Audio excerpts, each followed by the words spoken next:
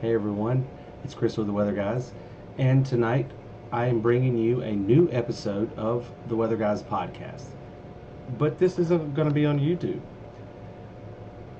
In the future, we are going to do this type of thing where we have video and the podcast going at the same time. So you guys can see us doing the podcast live. It's going to be kind of unedited and raw. There will be different times where it's like this, where it's just a pre-recorded video of me and then the podcast. So it's different, it's new. I hope you enjoy it.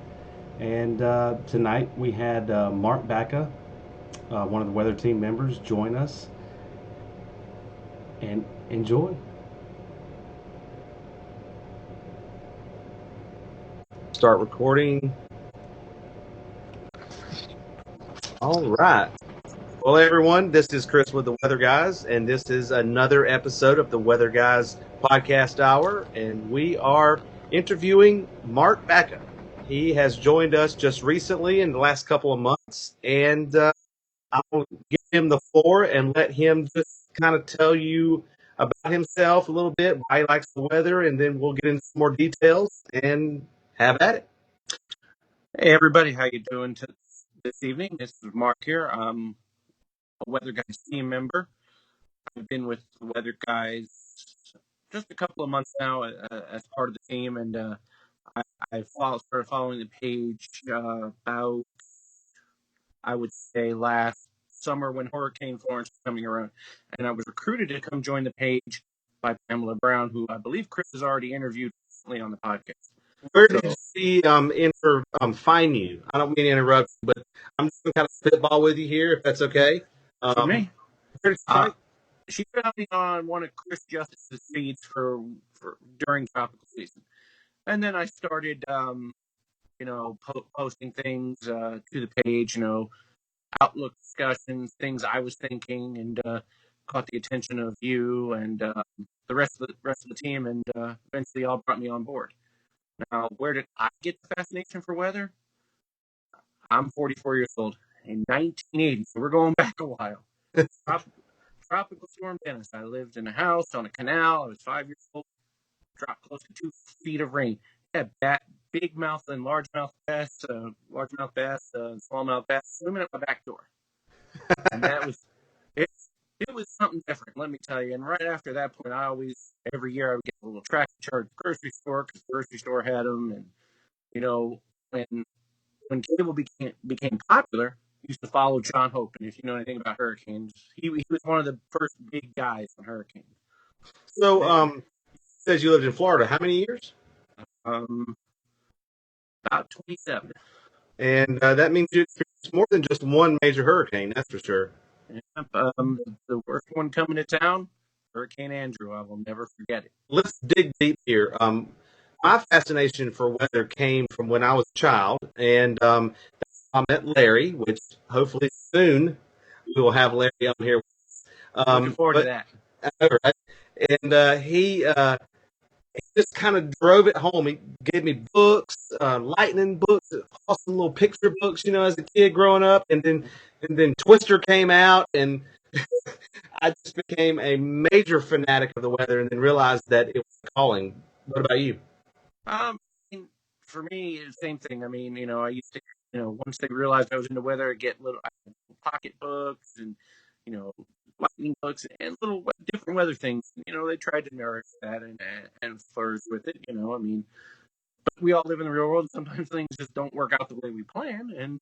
But I still love it. I lived in when I had Hurricane Andrew. That was a breathtaking moment for you. That's a life-changing moment for you, especially along the lines of your weather enthusiasm, and it kind of changed you. It's like, wait a minute, okay, I'll get back in my roots and go, let's look into this more and figure things out.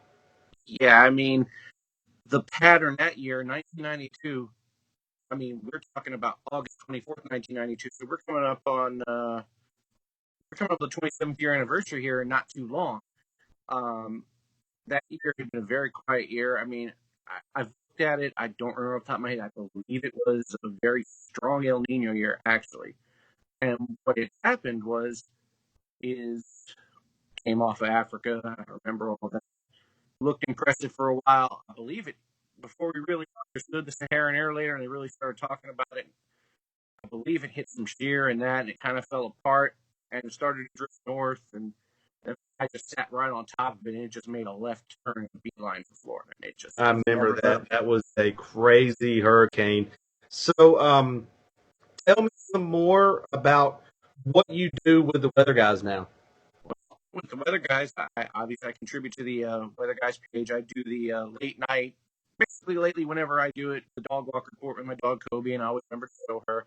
She's got her own little following now, and I also work on the Twitter page. I'm help manage the Twitter page for the weather guys, and that's at the at symbol WX underscore. You gotta use the underscore guys on Twitter. Yeah, I hated We that I couldn't use the WX guys like with no underscore, but apparently somebody else already has that Twitter tag, so that didn't quite work out.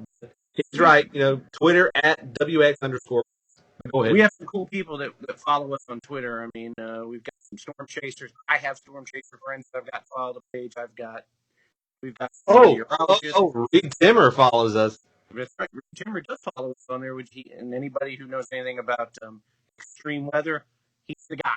I mean, Exactly. And his mother, I think, lives in Traveler's Rest or something like that. she lives. Yeah, I think it is TR because I remember him saying he was in TR not that long ago. But What? Oh my God! I want to know the address. I just want to meet you and say, hey. I mean, I'm kind of being a fanboy. I'm sorry. yeah, you were being a fanboy there, but that's okay. I mean, I've also had other things that influenced my weather. Obviously, Andrew was a major thing, and then I moved in the early 2000s. I moved to Long Island in New York City, so I was up there for about a little over a decade. So How old were you when you moved? what did my so that was so about 24, 25 years old when I moved up there. And I had to get into the winter thing, because hey, winter is a much bigger thing there than it is here. Exactly. I really didn't get too big into it right away, as social media came along and I had more time to really work on it. From time to time, I really got into it. I learned from people like Larry Cosgrove, who was he's one of my weather guru guys. He's a weather mentor. He's told me 1,000 times I've missed my calling. So have other people. I mean, I agree. I mean, at least you have this outlet. At least you have something, and I appreciate everything you've done. But continue. I mean, I have people today who still live up in the north, and I'll go there in a second again, who trust me more than they trust the people on TV. So that should tell you something. I mean, obviously, there's a lot of complex things that go into forecasting tools and things like that. But, the basics is still physical science. I mean, if you can read isoparts, for example, I know you can, Chris, and I know we've worked with Pamela a little bit, and some of the other guys and gals can do it. You can basically figure out where something's going to go if you can read just a few charts. Yeah. And my winter forecasts one year were pretty much spot on, and that's I really got more into the winter aspect with the Boxing Day blizzard up there in New York. Where that came out of nowhere. That was, I think that was 2010, where it went from nothing was going to happen to we had an all-out blizzard. The interesting thing about the North versus the South is when they say it's going to snow, what does it do? Sure, it rains. What does it do? What does it do there? It can't snow. It snows feet of snow, and then down here it's oh my gosh, it snows and everything shuts down. I mean, let me ask you about that. How is that different? Along the lines of daily living up there. When you get snow, you have to go to work, or go to the store, whatever, and then you come down here and live, and everything shuts down. Well, the company I work for, we don't close for nothing. I mean, and I'll tell a quick side note to that in a minute, but there's been plenty of time. There's 12, 14, 16 inches come out of the ground, and we got to be open 8 o'clock because that's what we're told we have to do, and it ain't easy. I mean, I'm going to have to get back into winter now. My child, she's going to be going to Harrisburg University in Pennsylvania, so I'm going to have to, get a little more familiar with NWS at State College. I happen to follow my personal Twitter page, and if I remember, I'll actually add them to the group, to the Twitter page for us in a little while here, because that's who forecasts out of that area. One of the greatest things I learned, especially with winter forecasting, is you have NWS New York, and they're like the head of the Eastern region, but they all coordinate. I mean, you could tell if something was coming, it would start with the Philadelphia office or the Massachusetts office. We'd always be last, but they always all talked about it. I mean, the other big event, I mean, blizzards, President's Day blizzards, I had a few of those. Sandy. Sandy was a storm they said would never happen. Oh my God! Yeah, that storm was insane, dude. I mean, I nailed Sandy close to 10 days out. And I was looking at stuff, and I mean, I was on the money with Sandy. And that's where I got, people who still trust me nowadays because I nailed that. And people So it sounds like you're pretty good with forecasting hurricanes and tropical systems. yeah, I'm pretty solid with those. So that's maybe your forte, and winter is your kryptonite. Winter is my kryptonite here because here especially, up there I wasn't bad. Here especially because it don't take more than a couple miles shift to turn it all to rain here, and that 85 line is no joke. It really is, isn't it? It is. It's like you hit that wall. What did we have? Was it a couple of years ago? We had snow in January. Yeah. I think it was 2017 or 2018. I was actually off that day. I actually went up to my job, and it was up in Berea. And once I got to like 291 and got to Cherrydale. Once I got north of Cherrydale, you just see this stuff. It just started getting wider and wider and wider. It's like, okay, the topography is a real challenge here, but it's also our friend in many ways because you don't see a lot of tornadoes or things like that because the mountains tend to shield us from those things. So while the mountains are our friends, when it comes to winter, they're not necessarily our friends in winter. They're friends at other times. All right, everyone. That is Mark, our first part of our interview with him. We're going to take a short break, and we will be right back.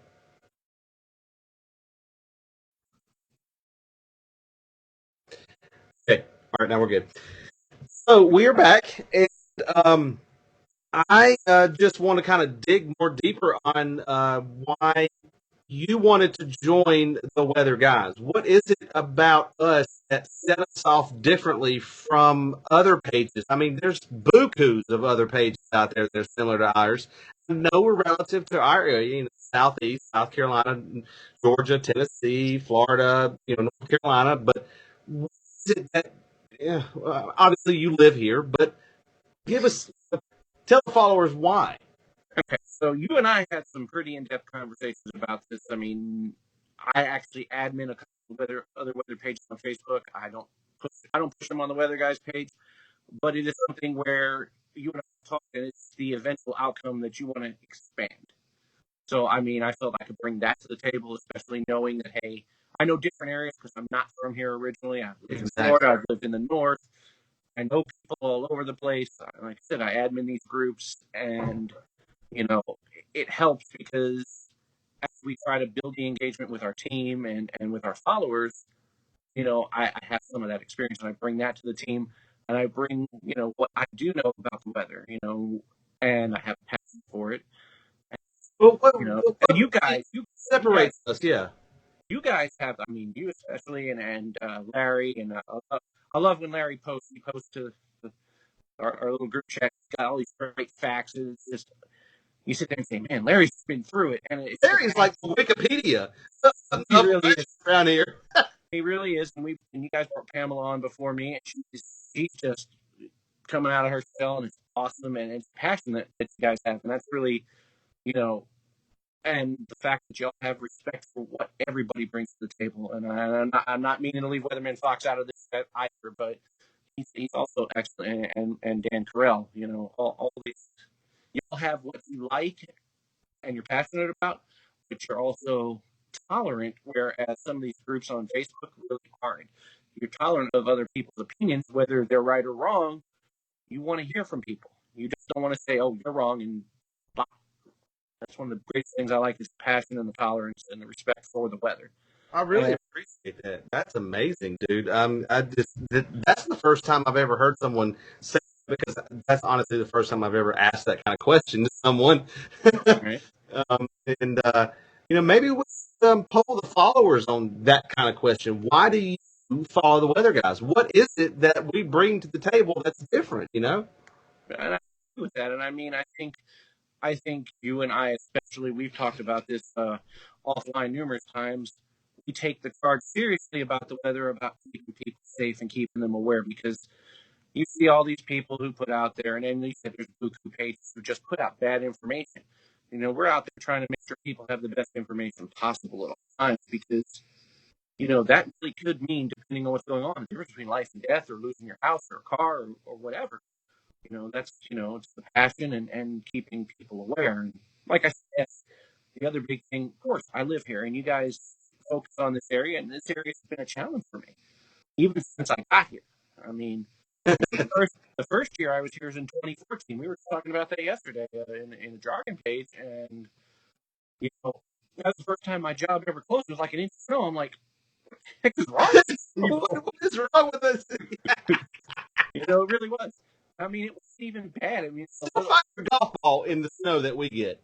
Yeah, it's true. It's true, but I mean, it's always fun to see it. I've seen it. I saw it on Halloween. They actually, at that point, I hadn't really known people, but I'd already been following Brad Panovich, who we follow out of Charlotte.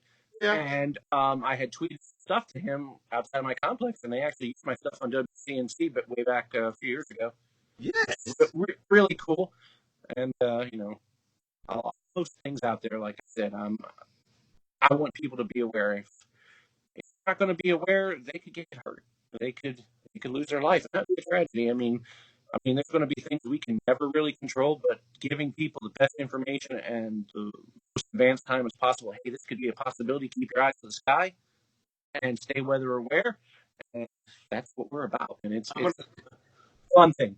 gonna tell you something interesting, and this may be stepping on some toes. Which I mean, I've told you this before, but I want to say this for the podcast followers. Um, you do know the average, like our demographics. Our demographics are the average of 35 to 44-year females, Mm-hmm. and thank you for following females. We need some more males, obviously. For some reason, females like to follow us. I don't know, but Must be weird. it might be the beard. It could be, but uh, the point is I'm glad that Facebook gives us that option to know what type of followers we have. How can we reach out to people of those age frames? Technology is easier for us. We've learned it because we wanted to take the time to learn it. How can we apply that to someone else? I mean, how can we make it easier for them?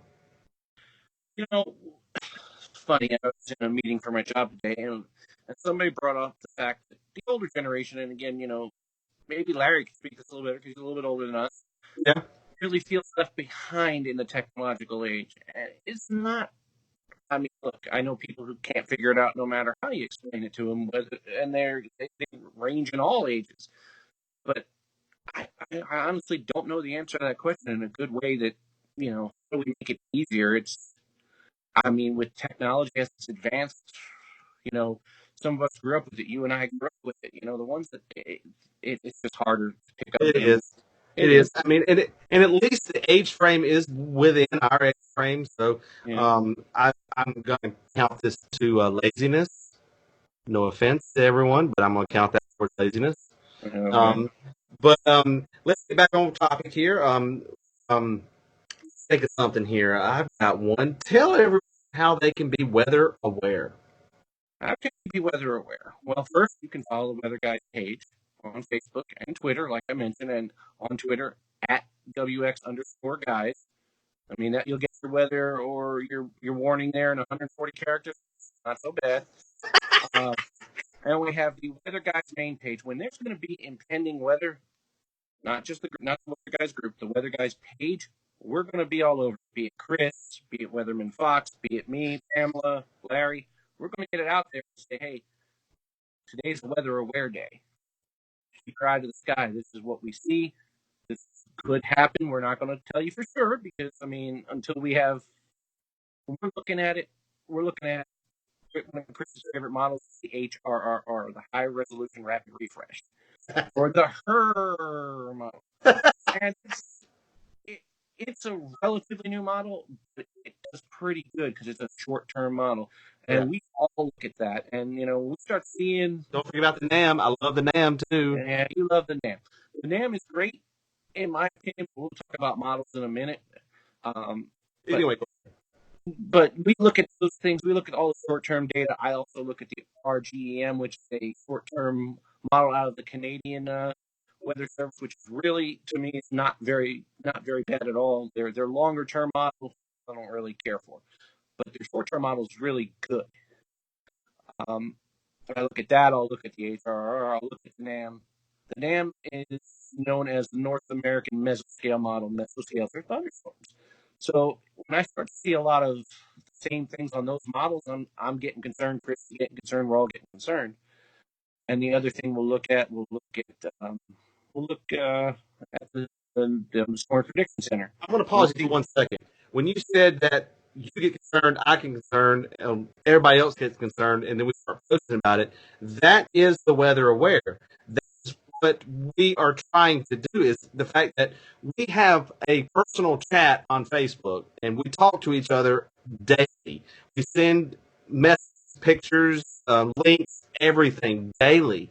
And then whenever, a severe weather event, for example, a thunderstorm, tornado warning, et cetera, we talk about it to a certain degree. And if there's enough consensus, we make a post about it so you guys can know about it. And we try to do it as soon as possible, not after the fact, obviously. Yeah, I mean, after the fact would defeat the point of being weather aware. Exactly. I mean, like I said, once we have that consensus among us, somebody says, okay, I'll do the post, or you'll do it, or I've done a couple now more recently. Pamela's done it. Like I said, Weatherman Fox has done it. And the biggest thing is we're looking at the best information available. And sometimes it doesn't pan out. We're not going to lie about that, are we, Chris? We're not here to be right. We're here to let you know what's going on. Okay, so there's a storm coming. We're going to tell you there's a storm coming. We're going to also tell you the possible hazards from that storm. And then we're going to also tell you how to take care of yourself during that storm. Guess what may or may not happen? That storm may die before it gets to you. That storm may intensify before it gets to you. So we don't know. I mean, Mother Nature is always throwing us curveballs. So we're not in the market to be right. We're in the market to give you the information as we are reading it in the most simplistic form that you can understand. And I think that you get a lot of, in some of these other Facebook groups, and like I said, I'm a member of a bunch of them. These younger kids who think they know, or even some other people who think they know, and they just start spouting off this technical jargon. And while you and I will understand it, and members of the weather team will understand it, our followers just need to know what's coming, how it's getting there, and what to be on the lookout for. And if you get a warning, what do you do? Differences between watching a warning. I know we posted that a few times. We try to give everybody the easiest way to understand what's going on with Mother Nature. And with that, we're going to take a little short break.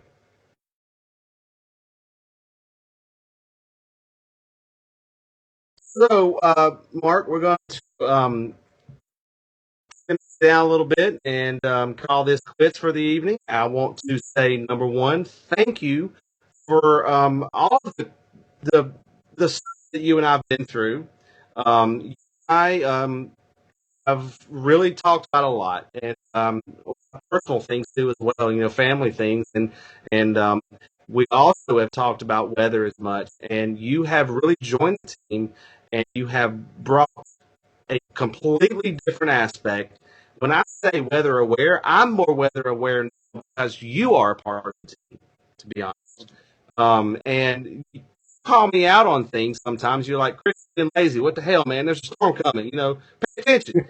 And then on top of that, you also ask me about, how we can better things. What can we do? You are very great for the team. I appreciate everything you have done, and I cannot wait to see the future with the rest of us, with you being a part of the team. I appreciate it, Chris. Thanks for taking the time to interview me tonight. It was a lot of fun. It's Over always the fun next, doing this. What you talking about, man? This is great. This is so much new and different, right? yeah, it is. It is, and the biggest thing that Chris and I will both tell you is always stay weather aware. That's great. I don't mean to end that on you because that was perfect, but I want you to tell the followers something of your own personal sign off or personal that you want them to do. It's from you to them. Give it to them. A personal thing that I'd like them to do is I'd like to encourage all of you to follow us and follow our group page and encourage your friends to, because you're going to get good information that friends can understand, and you're going to help your friends be weather aware, and that's really what it's all about, spreading awareness. So I'm going to say it. As always, stay Weather aware. weather aware.